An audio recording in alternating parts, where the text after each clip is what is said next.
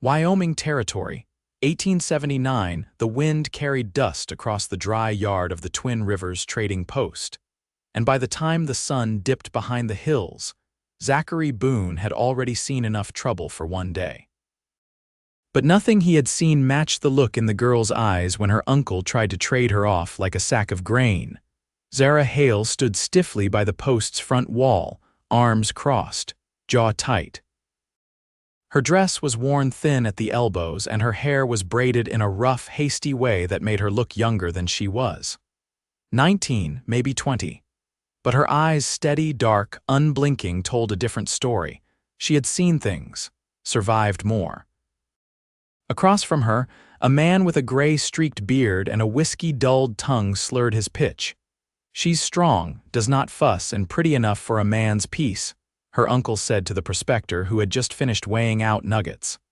"I will take the gold. Just do not bring her back." Zachary had not meant to stop. He came into town for supplies and a few bolts of cloth. But the second he saw the girl's shoulders square like a soldier's, heard the way her uncle talked about her like she was a mule, something in him rooted to the ground. He stepped forward before he fully understood what he was doing. "That is not happening," Zachary said, voice sharp. The prospector laughed, showing 3 teeth. "You buying her then, cowboy?" Zachary's hat tilted back just enough to show the anger in his eyes. "She is not for sale," her uncle turned. "You got no say in this, son. She is my late sister's girl, and I have fed her for 6 years. I would rather die in the dirt than go with either of you," Zara snapped before Zachary could speak. The prospector looked at her, then at Zachary. "Well, someone's got to pay if she is walking away."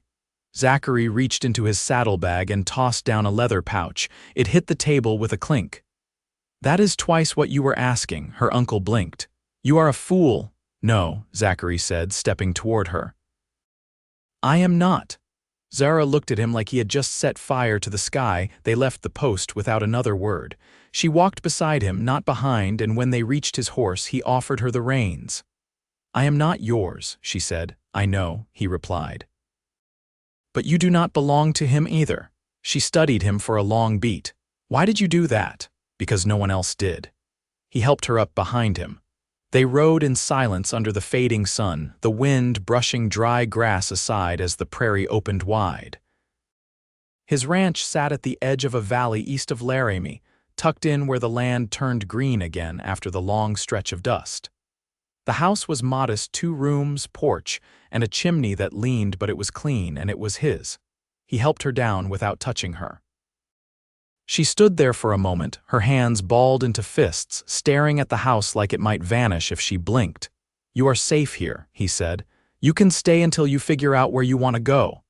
"I do not have anywhere." "You do now." She did not thank him. He did not expect her to. That night he gave her the room and slept on the porch, wrapped in a wool blanket. The air was cold, but he had known worse. He listened to the night sounds, the cracking of the wood, the distant howl of a coyote, the low creak of the house settling. Around midnight, the door opened. Zara stepped out barefoot and sat beside him, wrapping her arms around her knees. "I do not know how to live like this," she said quietly. "Like what?" "Free." He looked over, but her face was turned toward the stars. "You do not have to know yet," he said.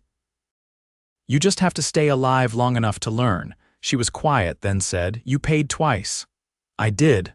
"Why?" He hesitated. "Because you are worth it." The next morning she was up before him, sleeves rolled, water boiling.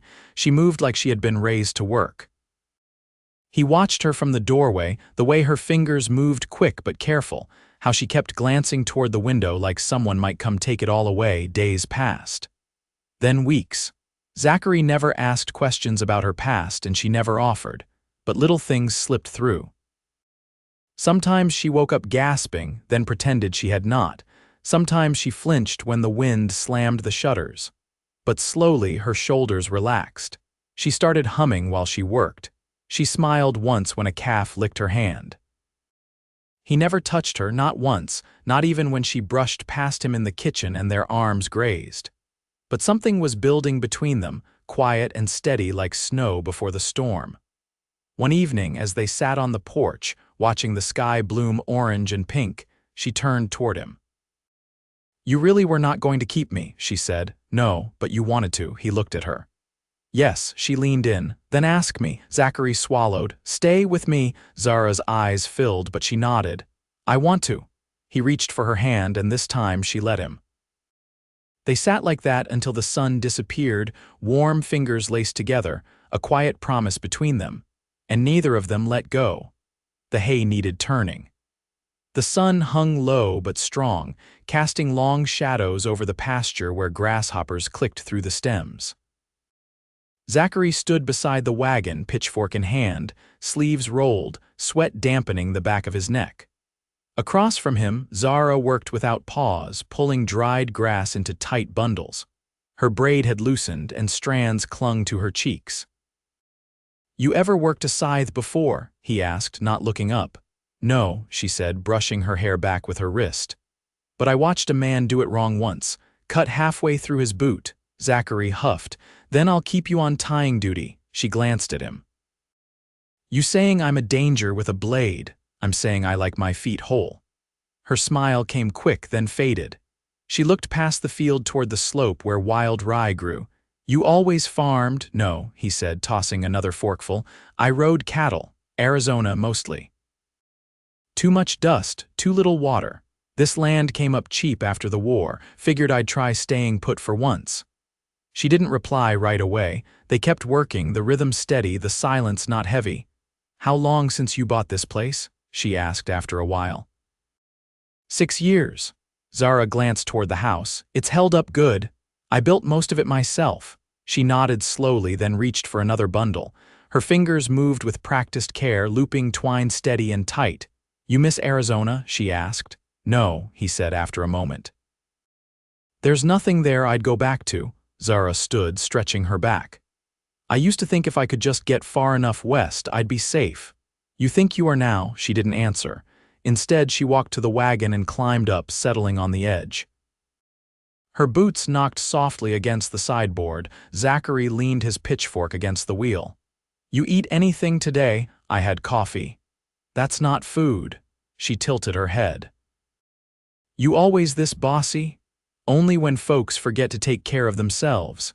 He passed her a half-wrapped parcel from his saddlebag, cold biscuits and dried apples.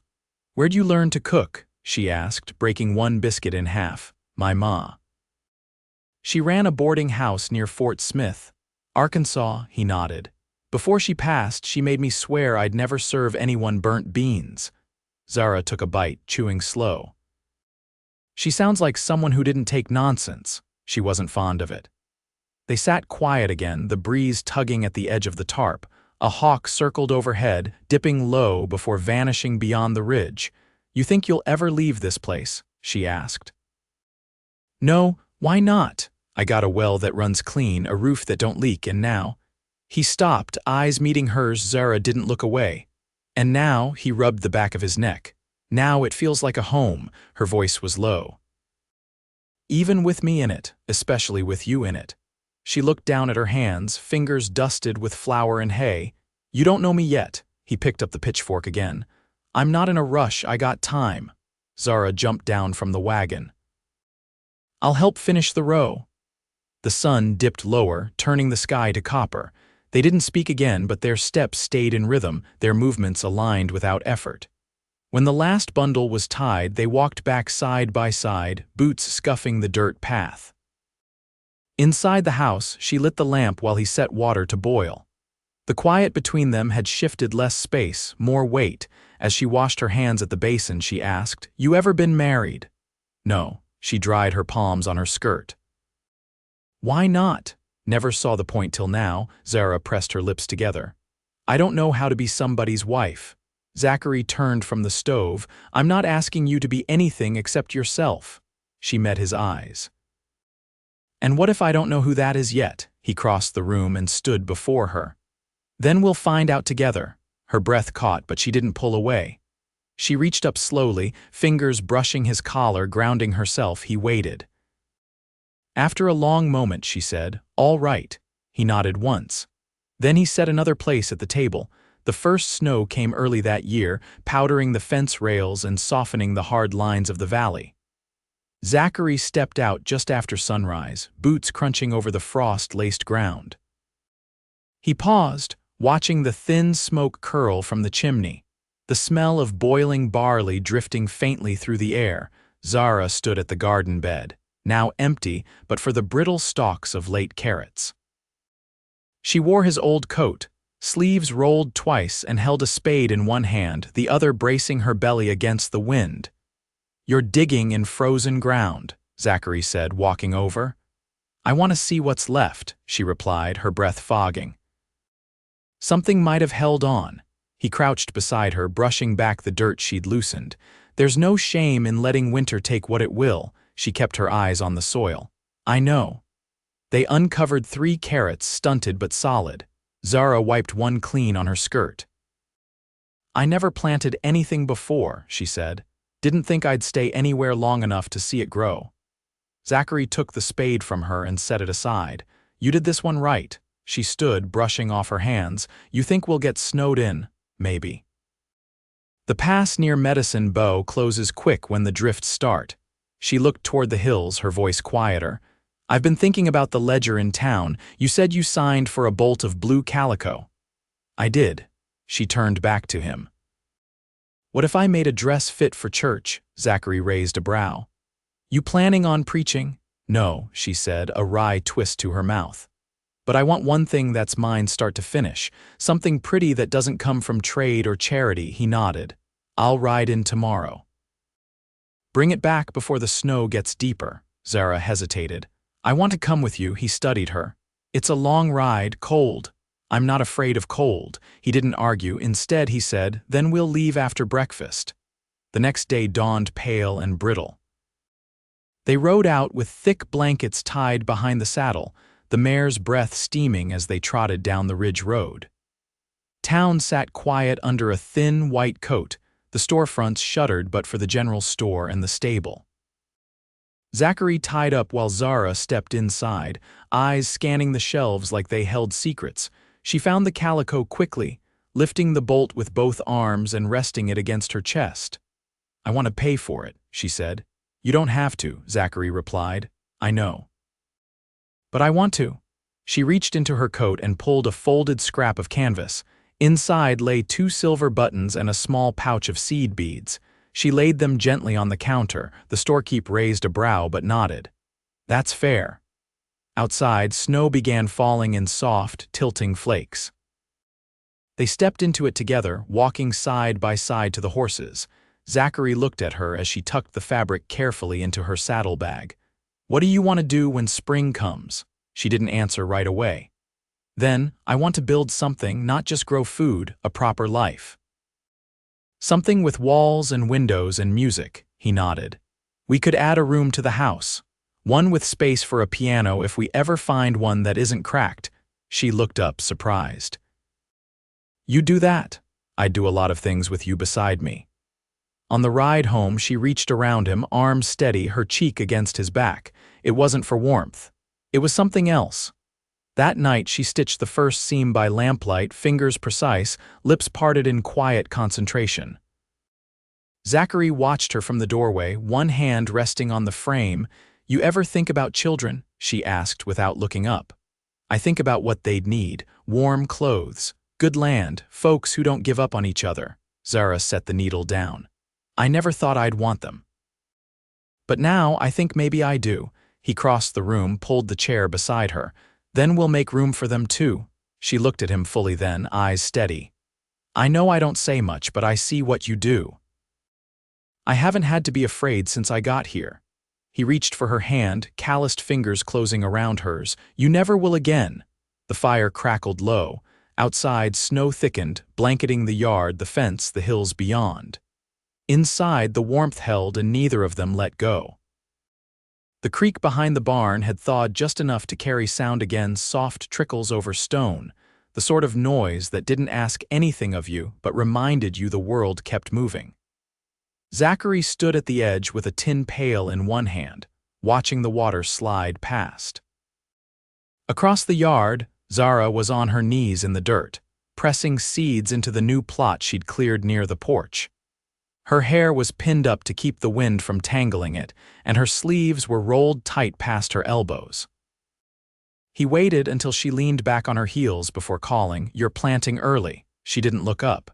"Ground's still cold, but I'm tired of waiting. You thinking beans, peas? They don't mind the chill."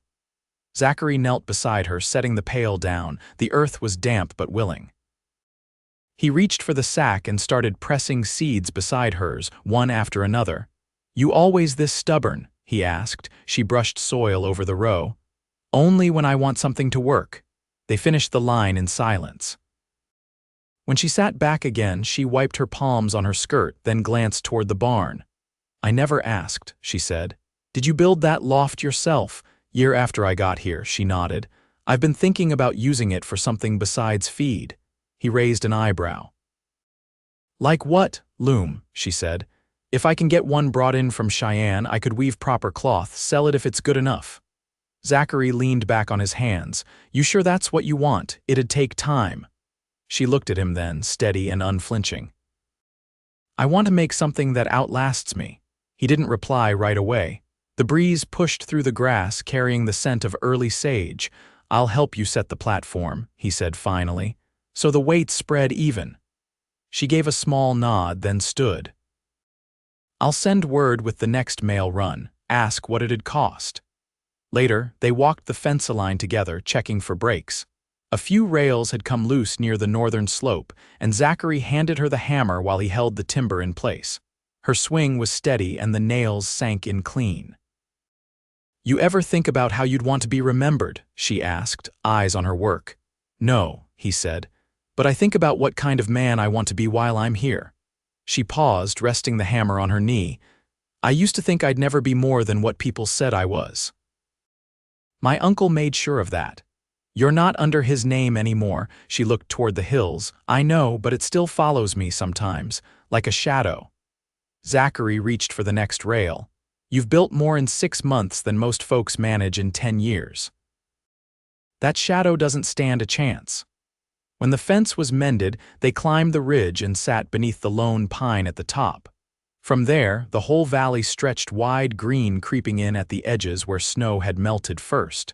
The roof of the house caught the sun just right, glowing faintly. Zara leaned back against the tree trunk. "You ever think you'd end up here?" "No," he said, "but I'm glad I did." She reached over, threading her fingers through his. "I don't want to leave this place." "You won't have to." She was quiet for a long time. "Then I've been carrying something with me since before we met." Zachary turned toward her but didn't speak. "There was a man, before my uncle sent me west. He was older, kind voice, said all the right things. But he left as soon as I needed him." Zachary's fingers didn't tighten, but they never let go. "You don't owe me that story." "I know," she said, "but I wanted you to hear it from me, not the whispers that come later." He nodded. "Thank you for trusting me." "I do," she said. "More than I thought I could trust anyone again." They sat until the light shifted, gold sliding low across the pasture. As they walked back down, Zachary said, "We'll build a loom platform this week. I've got spare pine in the shed." Zara smiled, not with her mouth but her eyes. "And if it turns out I'm terrible at weaving, then we'll find something else you love." She laughed softly. "You're not much for giving up. Not when it counts." That night after supper, they sat beside the fire, her feet tucked beneath her, his arms stretched along the back of the settee. No words passed between them, but none were needed. She rested her head against his shoulder, and he turned just enough to press a quiet kiss to her hair. Outside, the wind settled. Inside, the world held. The loom arrived just before the wild iris bloomed. It came lashed to the back of a freight wagon, bundled in canvas and pine shavings, each piece wrapped with care. Zachary paid the teamster, then hauled the parts inside while Zara cleared the loft, brushing away the last traces of winter dust.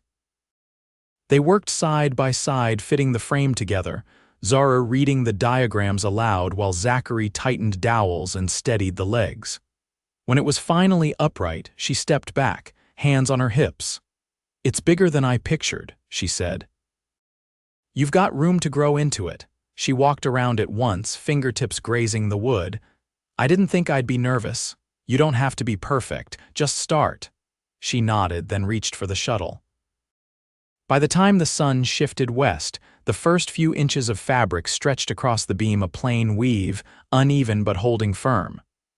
The rhythm of it suited her, the quiet click and pull, the soft thud of the beater against the threads. When she looked up, Zachary was watching from the ladder, arms folded, a faint crease between his brows. "You're staring," she said. "I didn't know watching someone work could be this good." That night, she left the door to the loft open and leaned against the railing, listening to him hum low while he chopped kindling. She felt the warmth of something settle deep in her chest, not sudden, not sharp, but steady and sure. The weeks that followed moved gently. Zara's cloth improved with each length, and Zachary shaped a cradle from spare oak, carving a sprig of wild rose into the headboard. They never spoke about when it might be needed, but they both understood the rhythm they were building toward. One morning, Zara stood wiping her hands on a cloth after boiling down spruce tips for syrup when hoofbeats sounded up the road. A lone rider, dust-coated, reined in near the porch. Zachary stepped out first, his stance casual but alert. The man dismounted slowly. "You're Boone." "I am." The man licked dry lips. "Name's Elijah Dell. I'm looking for a woman, Zara Hale." Zara stepped out beside Zachary before he could answer. "You found her." Elijah blinked, then took off his hat. "I wasn't sure. You look different than you did in Kansas." She didn't move. "What do you want?" "I heard what your uncle did. I didn't know till months later." "That didn't stop you from leaving." "I was scared," he said. "Didn't know how to fight him." Zachary didn't speak. Elijah looked at her again. "I came to say I'm sorry and to ask if you'd come with me. I've got land now near Sheridan, clean water, room enough for—" "No," Zara said. He froze. "You don't want to think it over?" "I did think it over," she said. "Every day I had to survive without help, I learned who I am. I built this life. And I'm not leaving it." Elijah looked at Zachary, then back at her. "He's not your husband." "Not yet," she said, voice steady. Elijah swallowed, then nodded once. "All right." He didn't try again. He mounted and rode off without another word. Zachary didn't speak until the dust had settled behind the trees. "You sure you're all right?" She turned to him. "I've never been more sure of anything." That evening, she sat across from him at the table, a fresh cut length of her cloth folded between them. He ran his hand over it slowly. "You made this." "I did. It's strong." She met his eyes. "So are we." He reached into the drawer and pulled out a narrow box wrapped in muslin. "I was going to wait, but I'd rather not." She opened it carefully, revealing a simple silver band etched with a line of pine needles. Her breath caught. "I didn't think I'd want to wear one," she said softly. "I didn't think I'd want to give one," he replied. "But here we are." She lifted it, slid it on. "Fits. I measured while you were sleeping." She laughed, then leaned across the table and kissed him, slow and certain. They married in June beneath the pine tree on the ridge, with the preacher from town and a basket of woven cloth as her dowry. The sky held clear, and the air smelled of sage and thawed earth. She wore a dress she'd stitched herself, and he wore the same boots he'd ridden in on the day they met. They didn't speak vows beyond what they needed, just hands clasped and eyes steady, a promise spoken in the long way they'd walked to reach each other. Years passed. Spring came easier after the second winter. The loom moved to a larger room Zachary built off the kitchen, and her cloth sold well enough that she ordered finer thread from the east. The cradle saw use twice, both times with girls who carried her eyes and his quiet way of watching before speaking. They grew tomatoes against the south wall and taught the children to read by firelight. Some nights, when the wind was gentle and the moon hung low, they danced barefoot in the kitchen, her head tucked beneath his chin, his hand low on her back. They didn't speak often about the years before. They didn't need to. The life they built spoke loud enough, and when the days grew long and the girls ran barefoot through the tall grass, Zara would stand at the porch rail, watching them with a quiet smile. Zachary would come up behind her, rest a hand on her hip, and say, "You did this." She'd lean back into him, eyes on the valley. "We did."